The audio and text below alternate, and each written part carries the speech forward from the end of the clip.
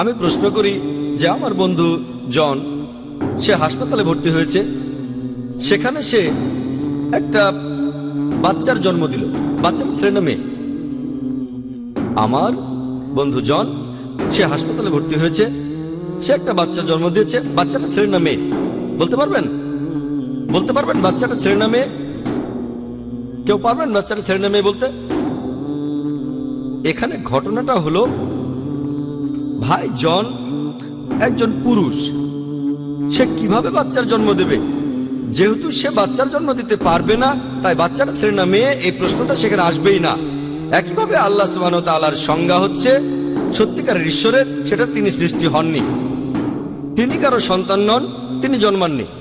যখনই প্রশ্ন করেছেন আল্লাহকে কে বানিয়েছে, আল্লাহ সুবহানাহু ওয়া তাআলার সংজ্ঞা হলো সত্যিকারের ঈশ্বরের সংজ্ঞা, তিনি সৃষ্টি হননি। তাহলে আমি যদি